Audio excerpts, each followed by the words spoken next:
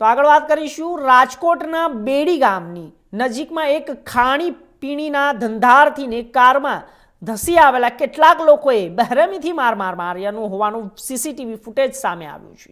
વાત કરીએ તો સમગ્ર ઘટનાની તો બેડી ગામના ચામુંડા સોસાયટીમાં રહેતા અને બેડીમાં દાળ પકવાનની દુકાન ચલાવતા 32 વર્ષીય વિપુલ રાણા જ્યારે કુવાવડા પોલીસ સ્ટેશનમાં નોંધાવેલ ફરિયાદમાં અવારનવાર પોલીસ ચોપડે ચડી ચૂકેલા આરોપી તરીકે દેવશી બાબુતર અને તેની સાથેના 5 અજાણ્યા શખ્સો હોવાનું જણાવ્યું હતું.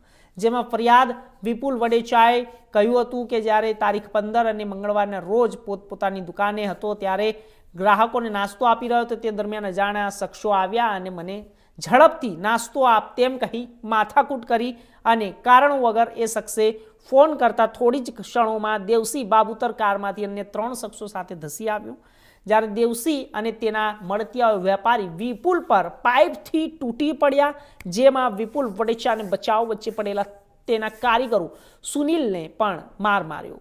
સાથે માથાભારે શખ્સોએ દુકાનમાં પણ તોડફોડ કરી. આથી ઘટનાને પગલે આજુબાજુના લોકો એકઠા થઈ ગયા અને હુમલાખોર નાસી ગયા અને હુમલામાં ઘવાયેલ વેપારી અને તેના કારીગરોને હોસ્પિટલમાં ખસેડવામાં આવ્યો.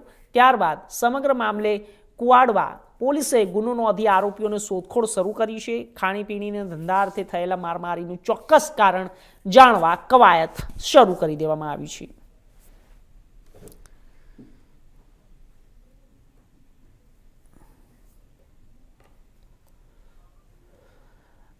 વલસાડ